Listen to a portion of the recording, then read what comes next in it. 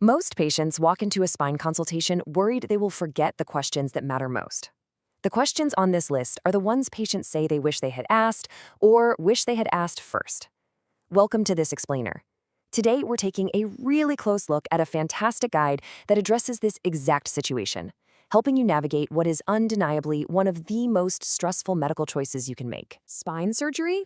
It's a massive decision. It is a choice that absolutely deserves your time, absolute clarity, and most importantly, a whole lot of questions. In fact, the guide points out that there is literally no such thing as asking too many questions before making this kind of choice. So, that anxiety you're feeling, or that folded piece of paper in your pocket with all your scribbled notes, it's completely valid, and honestly, it's exactly what a good surgeon expects to see. Okay, let's dive into this. To make sense of what can be an overwhelming amount of information, you really want to focus your questions on 6 core areas. Do I really need surgery? What are my surgical options? What actually happens on the day of surgery? Rebuilding through recovery? The caregiver's role? And lastly, preparing for the unexpected.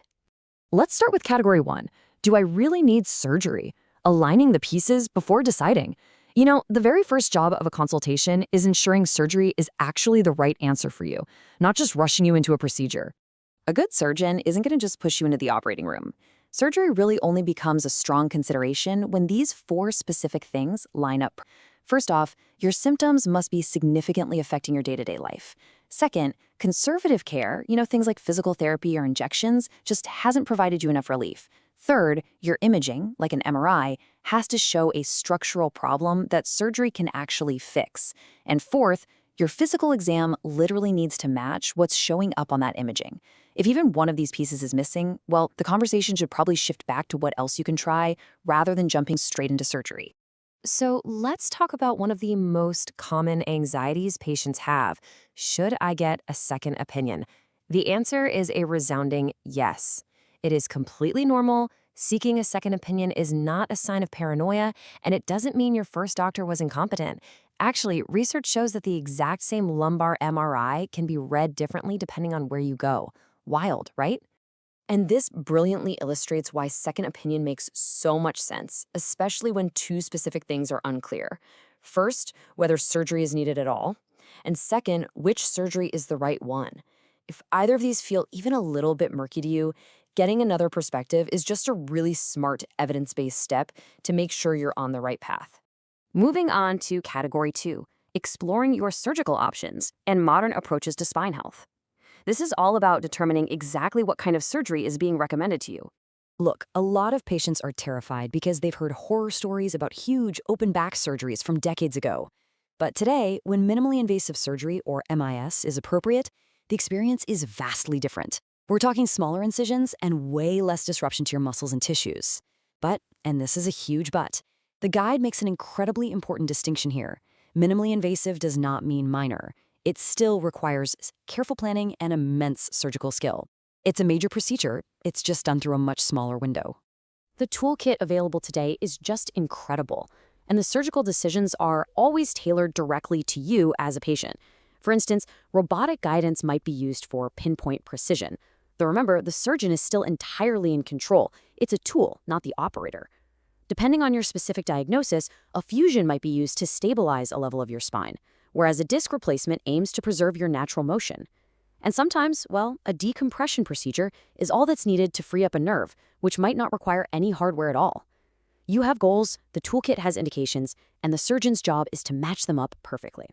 Category 3, the day of surgery. Let's demystify what actually happens in the operating room. One of the very first decisions is where the surgery is actually going to take place. Believe it or not, many minimally invasive procedures can now happen in an outpatient surgery center, which means you get to go home the exact same day.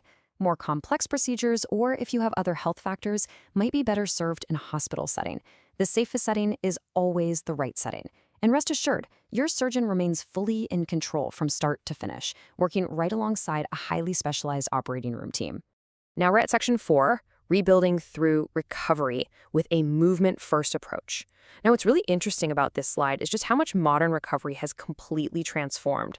We've moved away from strict bed rest to getting you up and moving as soon as possible. For a lot of procedures, patients are literally up and walking the exact same day. Pain is managed through what's called a multimodal approach, meaning different methods work together so you rely way less on opioids and stay alert enough to actually participate in your own recovery. When you can return to driving or work is totally individualized based on your progress. And here's a huge point. Early physical therapy is heavily emphasized.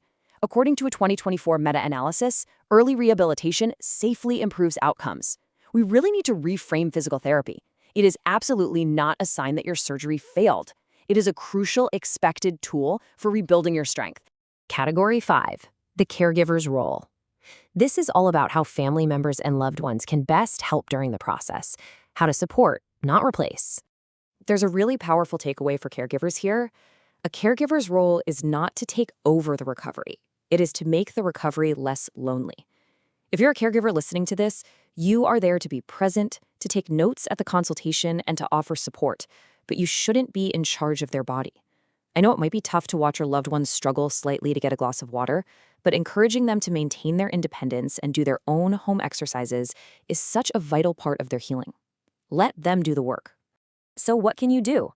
You can tackle the practical, concrete changes to prepare the home environment for recovery. Remove trip hazards, get rid of those throw rugs or loose cords.